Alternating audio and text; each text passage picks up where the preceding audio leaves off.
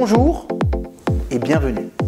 Aujourd'hui, je vais aborder avec vous un thème auquel nous sommes tous confrontés au quotidien. Absolument tous. J'ai fait une fois une vidéo sur la notion de courage et dans cette vidéo, je vous disais que le courage, c'est poser une action même quand j'ai peur. Ok ? Et donc, j'ai développé c'était quoi le rapport à la peur, c'était quoi la notion de courage. Voilà, et j'ai eu de très bons retours sur cette vidéo. Aujourd'hui, j'avais envie de vous donner un outil incroyablement pratique pour gérer vos peurs.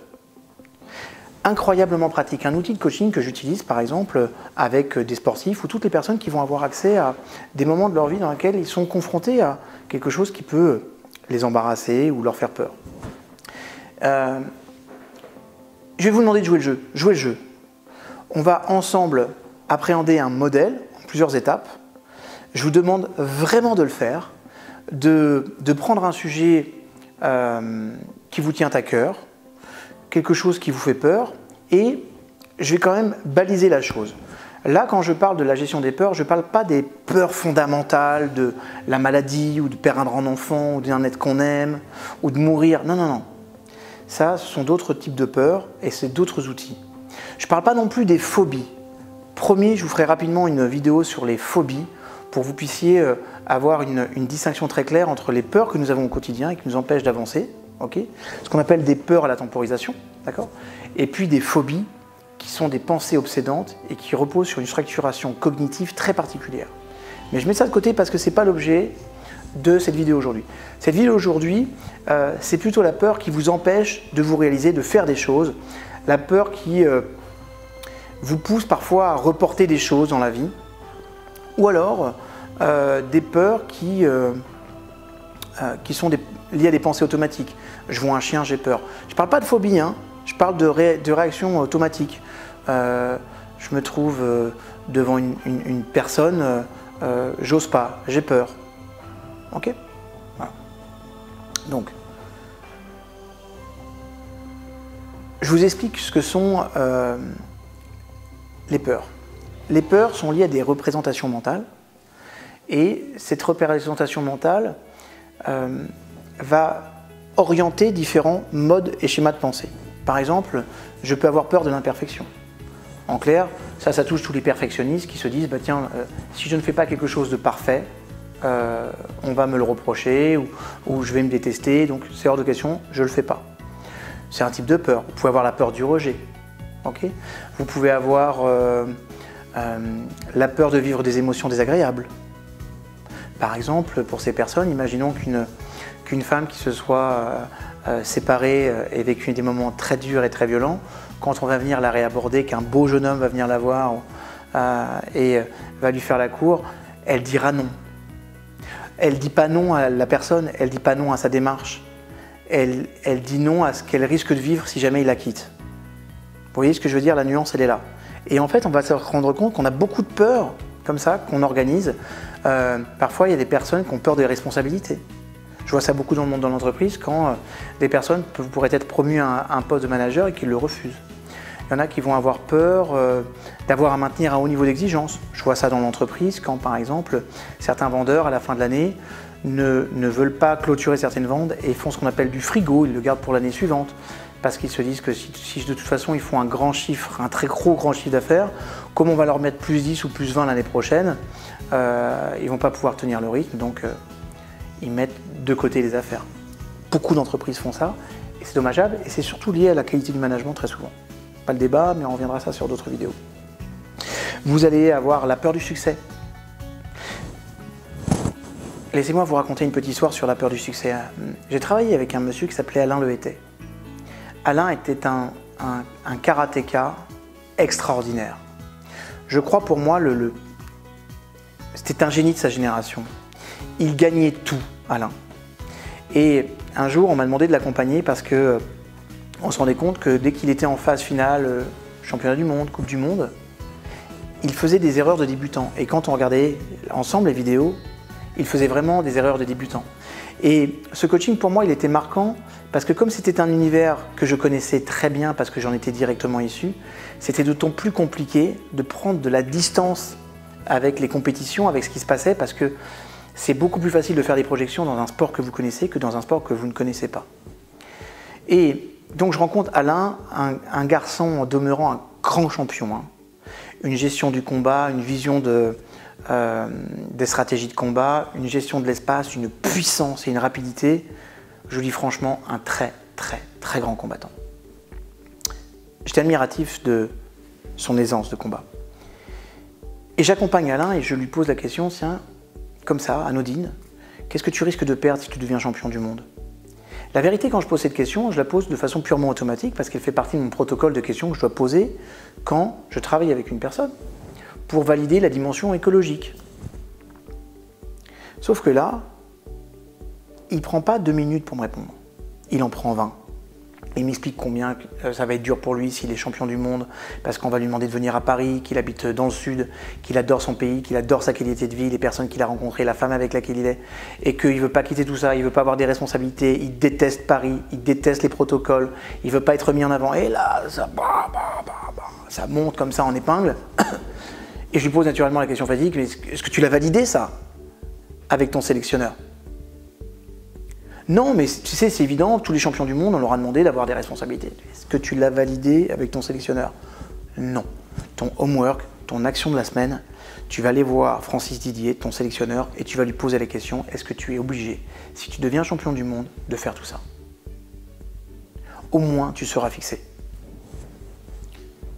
Le lendemain, il m'appelle, David, on vient de lever un bloc énorme. On avait une séance, hein, d'accord?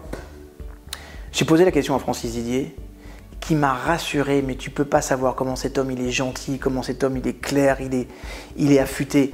Il m'a dit qu'il n'y avait aucun problème, que je prendrais les responsabilités que j'ai envie de prendre, que si j'ai envie de rester, l'essentiel c'est que je devienne champion du monde. Il veut que je devienne champion du monde parce que c'est bon pour moi et je n'aurai jamais aucune obligation. Il est possible qu'il me propose des choses, mais que je serai toujours libre de les refuser ou de les accepter. Et il me dit, tu sais pas combien ça vient de me libérer un poids énorme. 1 mois et demi plus tard, la Coupe du Monde de karaté est arrivée, il est devenu champion du monde, il a été plusieurs fois champion du monde, et un jour, il a pris ses responsabilités, il est devenu capitaine de l'équipe de France. C'était juste énormissime. Et vous l'aurez remarqué, je parle de cet homme au passé, parce qu'Alain Lehété nous a quittés. Et vous voyez, parfois, les personnes disent des choses et on n'a pas envie de les reprendre parce que on n'a pas envie de faire notre intéressant. Un jour, j'étais en soirée avec lui, on était en train de prendre un verre ensemble, et il me dit, c'est quoi, moi je sais de quoi je mourrai un jour. Je dis, pardon, je sais de quoi je mourrai un jour. Et là, à ce moment-là, il m'a dit, je mourrai d'un accident de voiture. Je lui ai dit, c'est n'importe quoi, tu dis des conneries. Il est mort d'un accident de voiture. Ok, alors, je ne voudrais pas vous plomber l'ambiance parce que ce n'était pas le but. Restez focalisé sur le fait qu'à partir du moment où on lève une peur, il y a plein de choses, plein de potentiel et plein de puissance qui se passe. Sauf que aujourd'hui, quand on dit il faut que tu arrêtes d'avoir peur, c'est super sympa. Comment je fais? Comment j'arrête d'avoir peur? Alors voilà, on va mettre un pied dans cette technique. Je vais vous demander de prendre une feuille de papier, un stylo, et vous allez reproduire le schéma que je vais vous montrer, le tableau que je vous montre, vous allez reproduire à l'identique. D'accord? On y va. Alors, si vous remarquez bien, il y a 5 colonnes. A1, B3, faites attention, c'est B3, ok?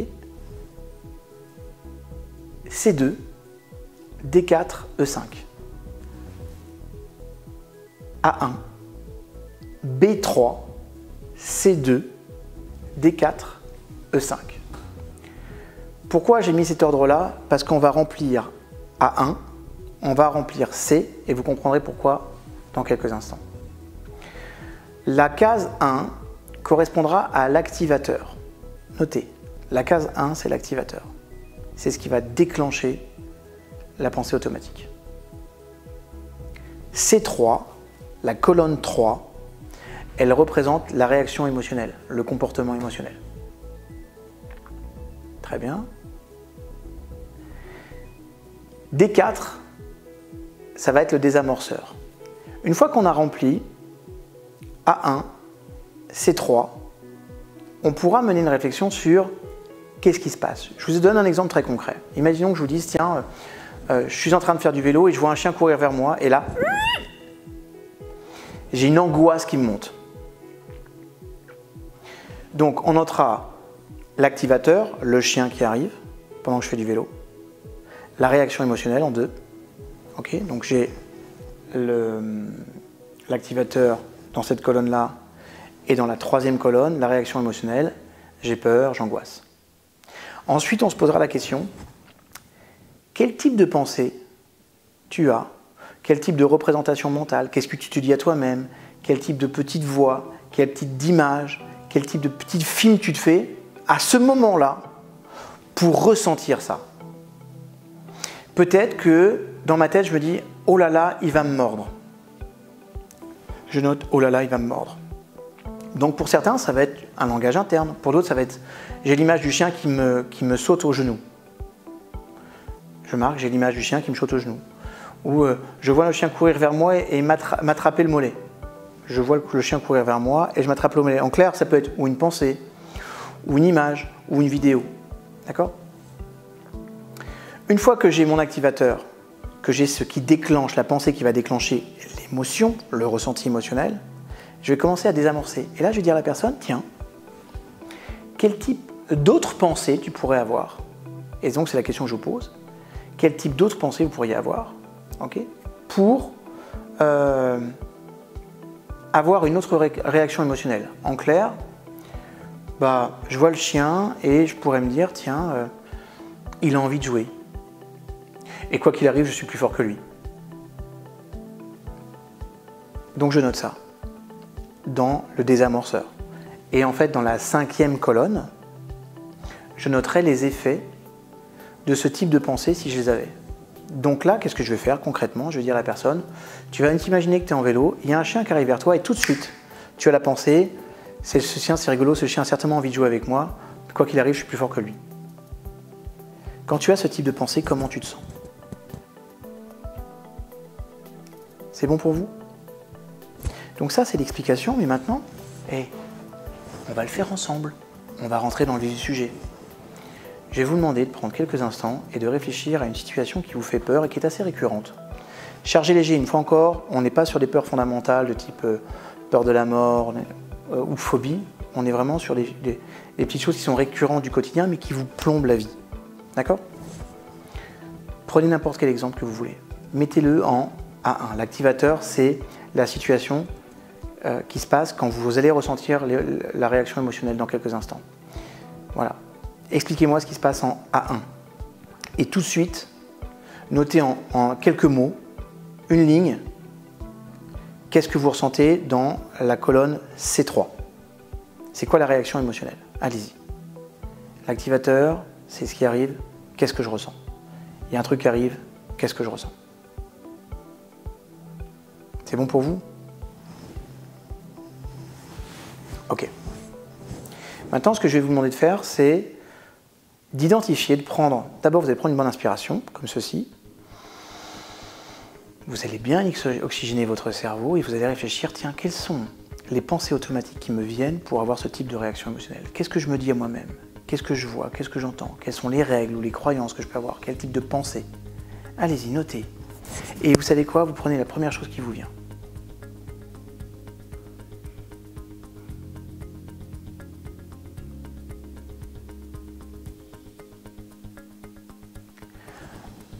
Génial. Donc on est d'accord qu'on a notre colonne, on a l'activateur, on a maintenant la pensée automatique et la réaction émotionnelle. Donc on va commencer à faire un travail que j'appelle d'édulcoration. On va édulcorer cette pensée. On va la prendre et je vais vous demander de réfléchir à la chose suivante. La chose, quel type de pensée automatique ou de croyance? Alors si par exemple vous me dites, bah, moi j'ai une image qui me vient, donc quel type d'image vous devez avoir différente pour avoir une réaction émotionnelle différente? Si vous me dites, moi c'est un film qui génère cette représentation mentale, quel type de film vous devez avoir et qui va générer une représentation mentale différente? Donc un ressenti différent. Si c'est une petite voix, par exemple vous dites, oh là là, je vais me faire mordre, vous travaillez un type de phrase différent qui vous permettrait, une pensée différente, qui vous permettrait du coup d'obtenir un résultat émotionnel différent. Allez-y, réfléchissez. Alors, point de détail, si vous n'arrivez pas à trouver par vous-même, pensez à une personne qui est un référent dans le domaine, quelqu'un qui a du courage, qui est sans peur. Comment lui penserait? Qu'est-ce que lui pourrait avoir comme type de pensée? Parfois, c'est plus facile d'obtenir ça à travers les autres qu'à travers soi. Donc, n'hésitez pas à être créatif à ce moment-là. C'est, tiens, j'ai pensé à une personne qui est vraiment le meilleur dans ce domaine. Comment lui réagirait? Ayez un modèle. Mais quoi qu'il arrive, je vous demande maintenant là d'écrire quel type d'autres pensées automatiques vous pourriez avoir pour avoir une réaction émotionnelle différente. C'est fait? C'est bon?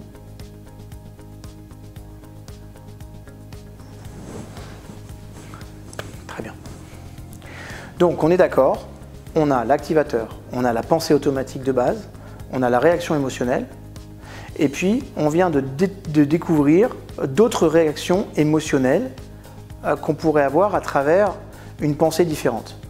Maintenant, je vais vous demander de faire la chose suivante. Vous allez réfléchir à votre situation, à l'élément déclencheur, et de façon systématique, vous allez envisager la nouvelle pensée automatique. Donc vous imaginez dans votre tête la situation et tout de suite, vous avez la pensée automatique. Qu'est-ce que ça a comme effet? C'est quoi les conséquences de ce genre de fonctionnement? Allez-y, répondez dans la colonne E5. J'ai la réaction émotionnelle, j'ai la nouvelle pensée automatique, comment je me sens à ce moment-là?